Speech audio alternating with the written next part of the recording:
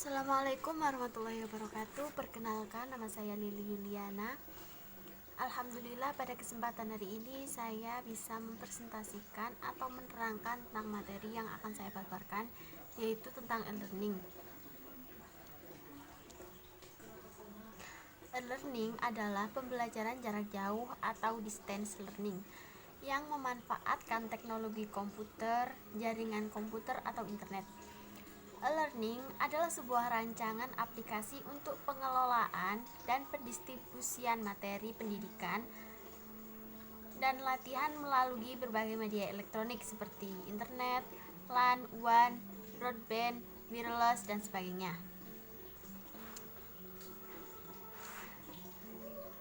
Beberapa istilah yang biasa digunakan dalam e-learning yaitu yang pertama adalah pembelajaran jarak jauh.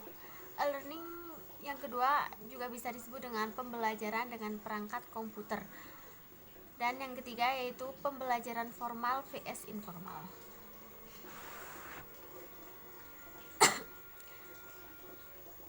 Selanjutnya, persiapan, tunjangan, dan pengelolaan e-learning oleh para ahli, antara lain yang pertama adalah subject matter expert atau SME, yaitu narasumber dari pelatihan yang disampaikan. Yang kedua adalah graphic designer atau JD, yaitu mengubah materi teks menjadi bentuk grafis dengan gambar, warna, dan layout. Kemudian yang ketiga yaitu instructional designer atau ID, yaitu bertugas secara sistematis mendesain materi dari SME. Dan yang terakhir yaitu yang keempat, ahli bidang learning management system atau LMS, yaitu mengelola sistem di website.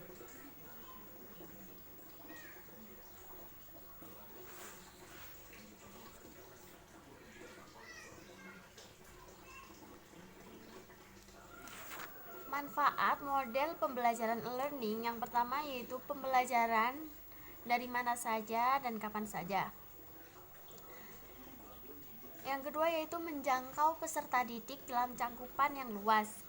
Yang ketiga, mempermudah penyempurnaan dan penyimpanan materi pembelajaran.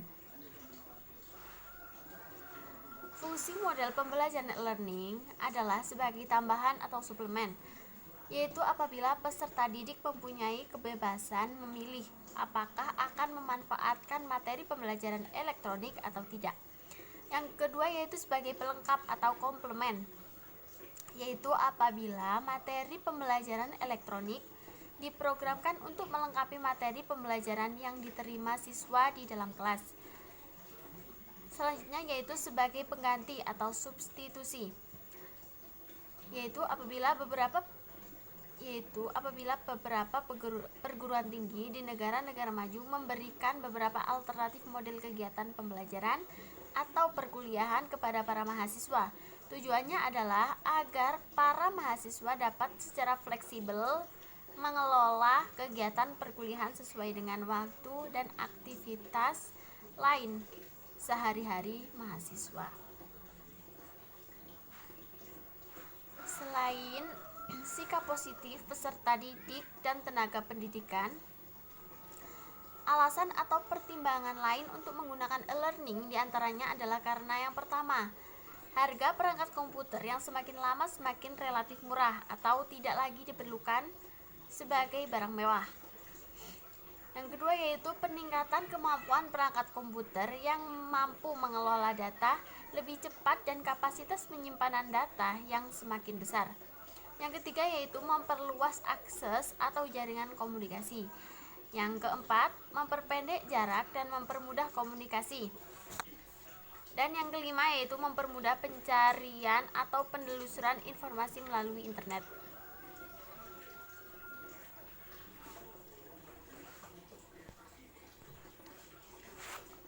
Guru atau dosen atau instruktur dalam pembelajaran elektronik juga dituntut aktif dalam diskusi, misalnya dengan cara yang pertama, caranya yaitu merespon setiap informasi yang disampaikan peserta didik. Yang kedua yaitu menyiapkan dan menyajikan risalah dan berbagai sumber referensi lainnya. Selanjutnya, memberikan bimbingan dan dorongan kepada peserta didik untuk saling berinteraksi. Selanjutnya yaitu memberikan umpan balik secara individual dan berkelanjutan kepada semua peserta didik.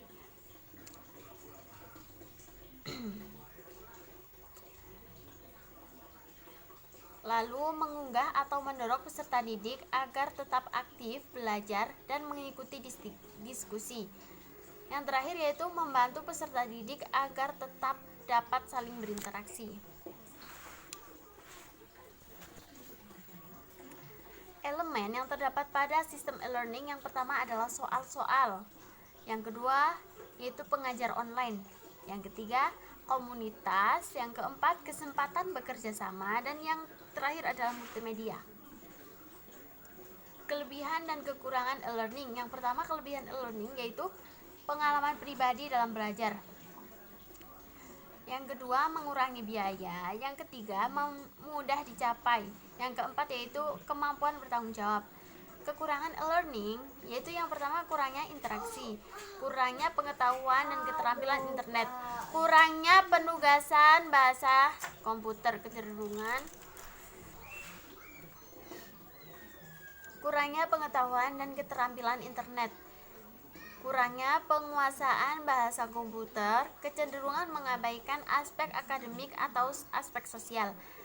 Dan yang terakhir yaitu tidak semua tempat tersedia fasilitas internet.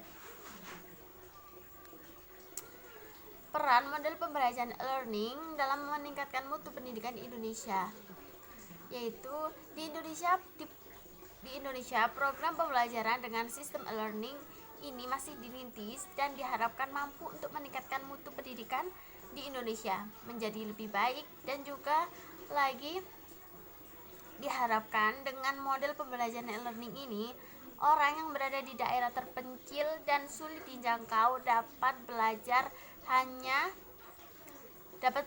hal yang sama dengan orang yang berbeda di kota besar.